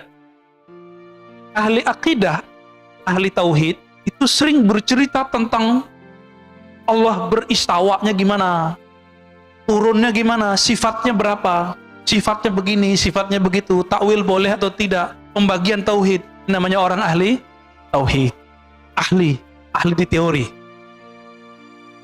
Tapi orang ini kebanyakan tidak merasakan kehadiran zat yang dia ceritakan. Dicek aja sholatnya Pak. Ini bisa ngomong Pak. Sajadah ini bisa ngomong, tempat ini bisa ngomong. Apa kata Imam Yahya bin Mu'adz Ar-Razi, Imam Salafus Saleh? Ahli kolbu itu bisa mencium harum semerbaknya kolbu para wali. Jika dia setelah menciumnya, dia akan mengejarnya. Bekas-bekasnya terlihat. Sajadah dia bisa ngomong, siapa aja yang sholat di sini dia bisa ngomong. Kalau kolbu kita harum, kalau kolbu kita ada nur di situ, dia bisa mengecek siapa aja yang sholat di situ. Kenapa? Tempat-tempat di bumi ini dia bermunajat kepada Allah. Ya Allah, tolong buatlah atau takdirkanlah orang yang menginjakku pagi ini orang yang berzikir kepadamu. Jadi jangan sembarangan, Pak. Ini namanya apa nih, Pak? Lantai ini batu apa namanya? Marmer. Batu marmer itu sebanyak ini batu marmer di dunia, ada yang jadi istana, ada yang di rumah, ada yang jadi masjid. Itu nggak sembarangan Allah pilih. Itu si batu dulu pernah berdoa tuh. Karena batu itu ada spiritnya. Makanya Nabi ketika bersandar ke satu tiang, tiangnya menangis saat Nabi pindah ke mimbar. Kenapa? Di dalam tiang itu ada spirit yang Allah tiupkan juga di situ. Lalu Nabi ngomong, kamu pilih di surga. Kalau dia di surga, maka dia dikeluarkan spiritnya dari si kayu, dia dikembalikan ke spirit aslinya. Atau engkau tetap menjadi sandaran ke dunia. Baru dia, Mbak, ini Nabi itu berbicara ke tiang, dan itu terdengar oleh sahabat-sahabat, nangisnya tiang itu. Zaukun sarih, zauk yang sarih, zauk yang jelas. Perbedaannya cuma satu. Ahli kolbu merasakan Allah, sedangkan ahli akidah menteorikan Allah. Nah, di bab teori ini banyaklah orang salah menyalahkan, ya. Seorang ustadz mengatakan apa? Akidah Asy'ariyah, orang belajar sifat 20 sesat. Banyak, Pak. Alhamdulillah masjid ini beberapa tahun yang lalu sudah berhasil mengkat orang ini tidak ngajar lagi di sini. Tempat berjibaku juga, ya. Alhamdulillah. Ya. Itu guru-guru Bapak semua di kampung dulu, kiai-kiai kita di kampung itu dianggap sesat sama dia. Dia minta ngaji di sini, tapi giliran pengajian kita dia nggak mau hadir. Ya kan? Nah, ini problem ini. Ini zauknya nggak sorry. Cerita tentang Allah, tapi nggak merasakan. Dalam sholatnya dia membayangkan dia mau ngomong apa. Ya? Menyiapkan materi mau diceramah apa. Orang-orang ini zauknya tidak sorry. Zauk yang sorry, lisannya membaca nama Allah, kalbunya merasakan yang punya nama. Disebut dengan zauk yang sorry. Jadi lisannya dibenarkan oleh kalbunya, kalbunya seiring dengan lisannya. Baru disebut zaukun sarih. Jadi nggak sandiwara, ya. Ya banyak, saya udah ketemu banyak ahli zikir, Pak, yang pura-pura nangis depan muridnya juga ada. Ya sebelum ketemu dia basa-basain dulu matanya. Setelah kita lihat, ya semenjak saat itu saya nggak mau lagi ikut kajian dia. Ya. Kita melihat kepalsuan-kepalsuan itu ada. Orang mengira ini kesalahan ahli zikir kalau tidak berguru atau berguru mentok ditinggalin gurunya. Dia kira puncak dari zikir nangis, enggak. Puncak dari zikir adalah ma'rifatul mazkur. Mengenal siapa yang dizikirkan. Itu puncak dari zikir. Bukan nangis. Ya, orang susah juga bisa nangis. Orang kejepit kakinya juga bisa nangis. Ya, orang lagi ada masalah, terus sholat nangis, apakah ma'rifatnya tinggi? Enggak. Jadi standar keimanan seseorang bukan karena dia bisa nangis. Karena nangis itu si iblis waktu menggoda Adam, dia nangis-nangis, Pak. Gak nyampaikan ke kita riwayatnya? Iblis itu waktu goda Nabi Adam, dia nangis-nangis, Pak. Jadi jangan terperdaya oleh tangisan. Wala yaghurrannakum billahil gharur. Orang bawa-bawa nama Allah, bawa-bawa nama Rasul untuk menyentuh kalbu. Tapi ternyata itu waswas syaitani. Ciri-cirinya itu dia berbohong atas nama Rasul sallallahu alaihi wasallam. Ya, aslinya gergetan, Pak. Ya, dengan orang yang berbohong nama Rasul itu. Cuma karena kita sudah dapat ilmu zikir, ilmu ma'rifat dari guru-guru kita, ya udah kita nanggepinnya santai aja. Gak tega sebenarnya. Ya. Kalau ahli hadis yang asli, kayak Ali Mustafa dulu, guru saya, itu ngisi di salah satu TV nasional. Ada seorang ustadz membacakan hadis itu dhaif jiddan, sangat lemah. Tapi populer. Ramadan awalnya rahmat, pertengahannya maghfirah, akhirnya itqu minan nar. Dibacakan oleh si ustadz ini, dia nggak sowan dulu sama kiai. Udah jelas ada kiai minta izin kayak nanya dulu, Pak Kiai ini saya mau bacain hadis ini, Bu. Sahih apa enggak? main baca-baca hadis aja. Inilah rahasianya. Kenapa ahli hadis mengatakan alla yuhadditsa bihadrati man huwa aula. Jangan kamu menyampaikan satu hadis berceramah, memberikan motivasi di depan orang yang lebih utama darimu. Kita tambahkan illa biizni, kecuali dengan izinnya, ridhonya. Bapak kalau lihat 2010 itu orang dibantai oleh Kiai Mustafa Yaakob. Ya. Langsung ngambil mic ditanya, "Kamu tahu nggak ini hadis riwayat siapa?" Ini sahih apa enggak? Si ustaznya bilang sahih, saya nggak inget ya. Dia bilang sahih, saya ingat itu. Dibantai habis-habisan. Ini hadis dhaif jiddan. Riwayat Imam Ibnu Huzaimah meragukan kualitas hadisnya. Ente sampaikan ke manusia. Tapi manajernya nggak berani marah sama Kiai ahli hadis. Galak duluan soalnya. Baik. Kemudian ada himmah aliyah. Si guru ini nggak boleh dia orangnya mudi. Tahu mudi nggak Pak? Mutan. Si guru ini karakter ketiganya semangatnya tinggi, langsung sampai kepada Allah. Ciri-ciri orang begini, dia ini hatinya sensitif, tapi dia mengalah dengan hati yang sensitif itu untuk kepentingan jamaah muridnya. Jadi biarlah saya makan hati, yang penting jamaah saya nyampai kepada Allah. Bukan malah ngibulin jamaah. Ya. Dia mau berkorban untuk muridnya, berdoa untuk muridnya, siang malam dia mendoakan muridnya, melebihi dia mendoakan anaknya sendiri. Ini yang disebut himmah aliyah. Udah ketemu belum Pak guru begini? Mendoakan murid tiap hari.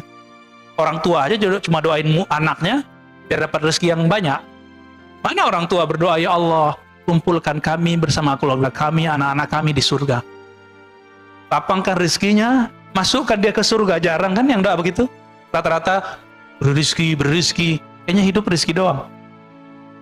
Kalau guru lebih dari itu, guru mendoakan, ya Allah mudahkan hidup murid-muridku. Kumpulkan kami bersama nabimu di surga. Guru Pak, yang disebut himmah aliyah, himmahnya nggak cetek. Ya? Maka guru begini, dia punya akses syafaat. Walaupun dia tidak bisa memberi syafaat secara mutlak, dia harus dapat izin dulu dari Nabi Muhammad SAW. Wahalatun mardiyah. Nah, kondisi orang ini, kondisi itu ada dua. Kondisi rohani, kondisi fisik. Kondisi di sini adalah kondisi rohani.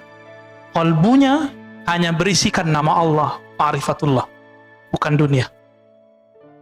Ini yang disebut hal. Hal artinya perubahan-perubahan. Keadaan dia kalau berubah dari Allah, Rasul, Allah, Rasul, Allah, Rasul, udah gitu aja. Cintanya cinta Allah, cintanya cinta Rasul. Kalau sudah ketemu orang begini, Bapak ambil ilmu dari dia. Karena apa? Karena dialah yang disebut al-mursyid al-kamil. Mursyid yang ideal. Yang pertama apa tadi? Ilmunya sahih. Syariat, tarekat, hakikat, ma'rifat. Tidak boleh bertentangan. Yang kedua, apa yang kedua? Zaukun sarih. Dia lahir batinnya sama. Jadi lisannya dibenarkan kolbunya, kolbunya dibenarkan lisannya. Yang ketiga, himmah aliyah. Semangatnya tinggi, tidak gampang futur. Yang gampang futur siapa? Futur ini don, mudi. Itu jamaah murid. Tapi kalau guru nggak boleh futur. Ya, nggak boleh tersinggung dikit, kemudian nggak mau ngajar lagi, nggak. Ya. Yang keempat, Pak Mirwan senyum-senyum, kayaknya ada yang kena nih ya. Yang keempat, halnya mardiyah. Jadi dia kalau berubah, perubahannya selalu mengarah pada ridho Allah Subhanahu wa Ta'ala. Semoga kita bertemu dengan mereka, semoga kita menjadi murid-murid mereka. Amin ya Rabbal Alamin. Baik, ada yang mau didiskusikan Pak? Langganan terus, nggak ada tanya politik Pak ya? Ya, Pak.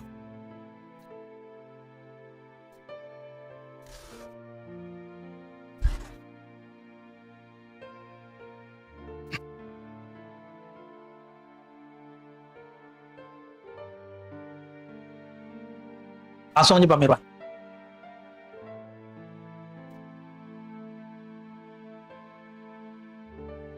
Itu nggak sabar ini. Assalamualaikum warahmatullahi wabarakatuh. Waalaikumsalam warahmatullahi. Pak Ustadz, tadi katakan bahwa hadis yang mengatakan sepertiga waktu Ramadan tadi itu kan dhaif. tolong ini sering-sering sampaikan, mau di masjid sini atau manapun, supaya jangan ini terulang terus setiap tahun begitu. Ternyata doif, kita baru tahu sekarang ini itu doif, ya, supaya jangan dosa itu terus-terusan berjalan gitu, kira-kira mencegahnya. Insya Allah. Tuh. Yang kedua mengenai guru, ya.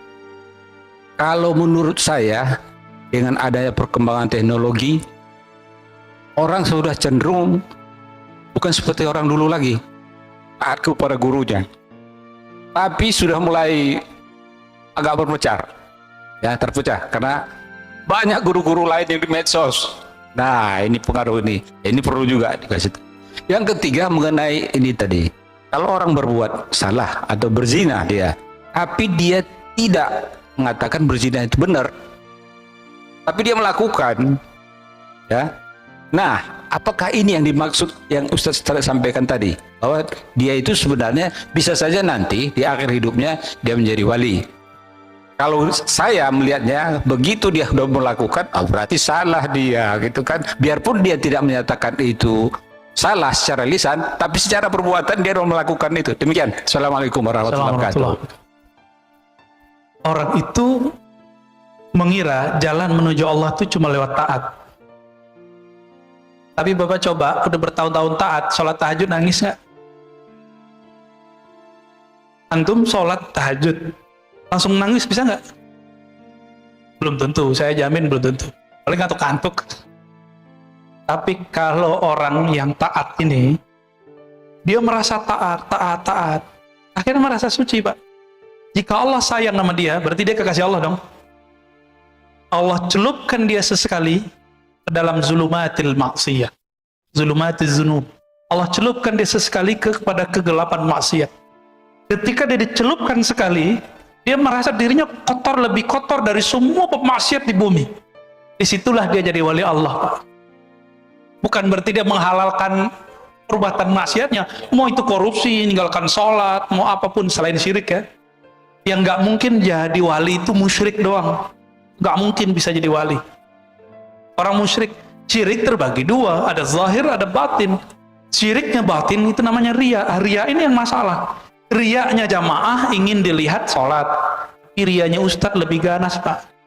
Riyanya ustadz ingin disebut ustadz istiqomah, ingin disebut ustadz pendirian, ingin disebut ustadz anti dan pro. Anti siapa, pro siapa, Bapak terjemahin sendiri. Ini sama, ini mainan semua, ini mainan iblis semua ini. Mau anti pemerintah, mau pro pemerintah. Mau anti fulan, mau pro fulan. Standar kewalian bukan dari situ, tapi dari kolbunya. Kita kan terjebak hari ini. Bagi kita, orang yang pro si anu, pro ini, berarti dia nggak wali. Orang yang anti ini wali. Bukan begitu cara ngecek kewalian. Nggak ada di kitab begitu, Pak. Nggak ada di Quran begitu. Nggak ada dalam ilmu ma'rifatullah begitu. Nggak ada. Justru Imam Al-Qushairi menukil, ya, daftar orang-orang wali. Itu kan yang saya bacakan selama lebih dari setahun.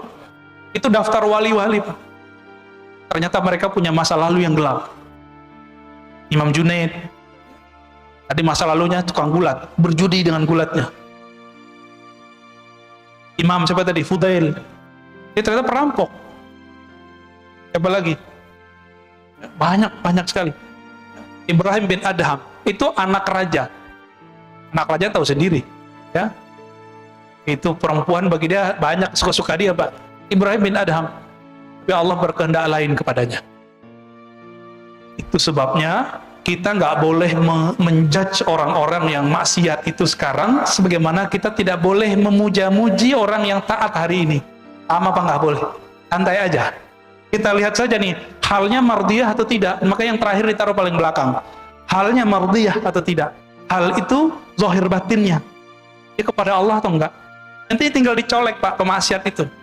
Dia nangis gak kalau dia ingat maksiatnya? Berarti dia punya bakat itu jadi wali. Bapak masih ingat seorang perempuan pelacur dengan air 1 gelas. Ya dulu gelas itu orang pakai sepatu. Jadi wali Allah. Masih ingat ada orang bunuh 99, dilengkapi bunuh ulama yang mengkafir-kafirkan dia 100. Jadi wali, Pak.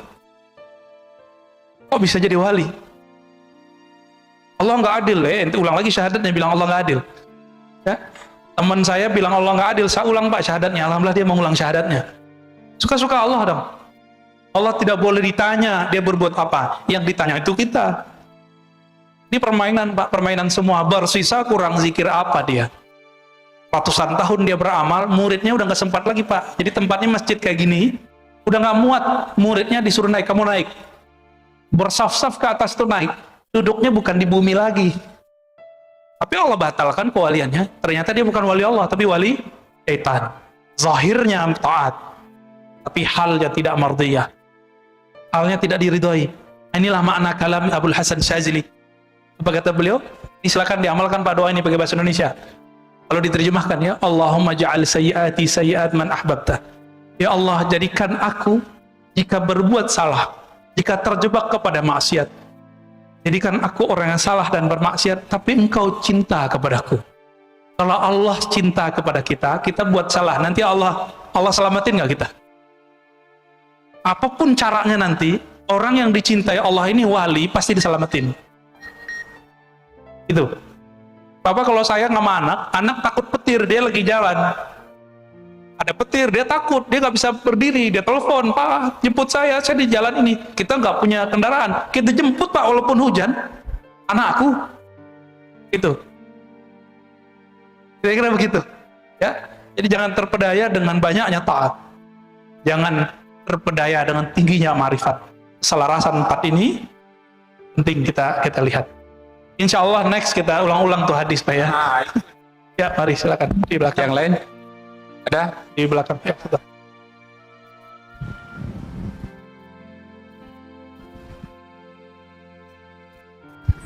Assalamualaikum Pak Ustadz. Waalaikumsalam warahmatullah. Ini saya lihat di medsos, Bapak ada komen mengenai suatu kitab. Guru dan kitab itu satu paket Pak.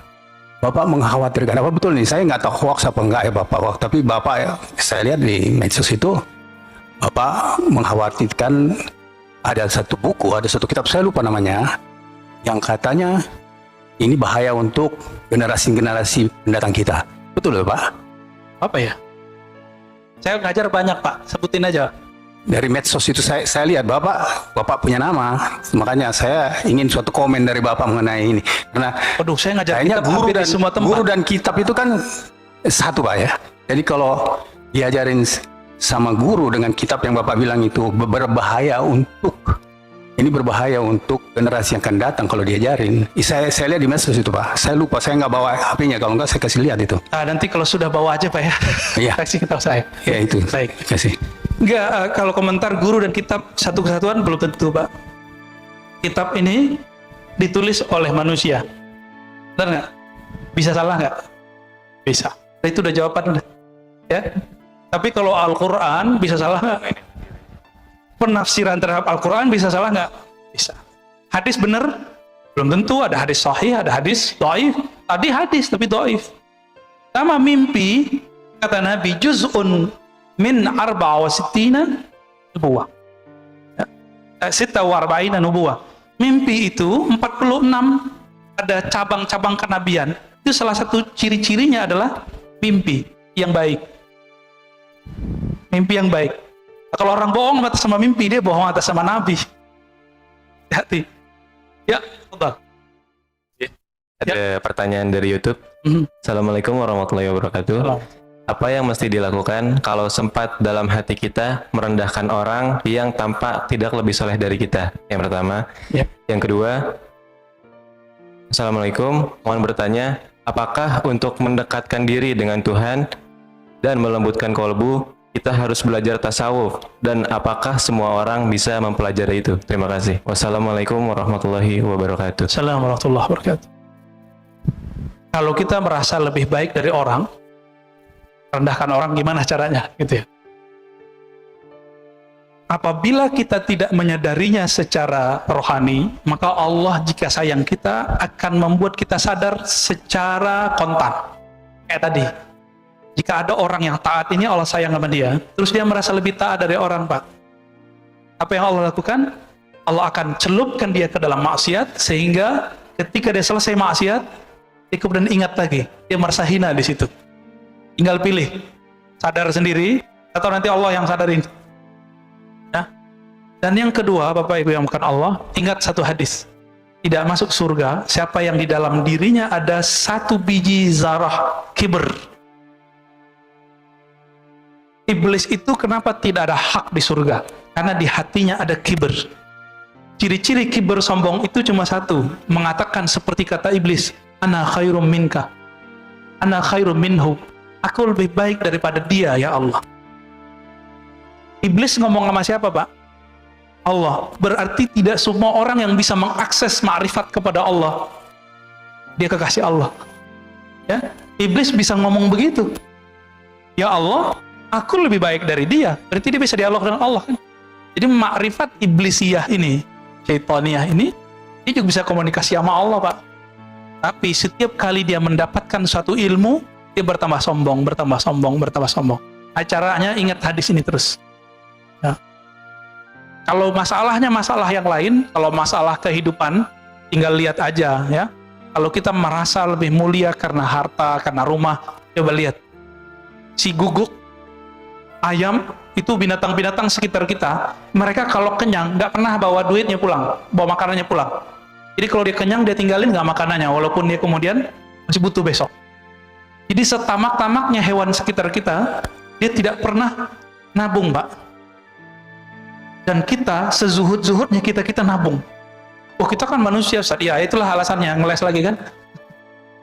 Berarti kita ini emang ada kehinaan dalam diri yang kita buat alasannya ngeles begitu. Nggak ngelarang nabung, Pak ya. Ya, fadhal. Terima kasih Ustaz. Assalamualaikum warahmatullahi wabarakatuh. Assalamualaikum. Ustaz, mohon penjelasan. Tadi ada Ustaz katakan bahwa setiap hari ada 70.000 lintasan-lintasan hati yang kadang sebagai awam dan fakir itu bagaimana mensikapinya, Ustaz? Apakah lintasan-lintasan itu apabila kefakiran dengan keawaman kita lama-lama dapat membentuk satu karakter yang melenceng atau mendekat begitu, Ustaz? Mohon penjelasan, Ustaz. Assalamualaikum warahmatullahi Assalamualaikum. Kenapa kita perlu berguru? Supaya lintasan-lintasan rohani itu tidak menjadi bumerang di akhir.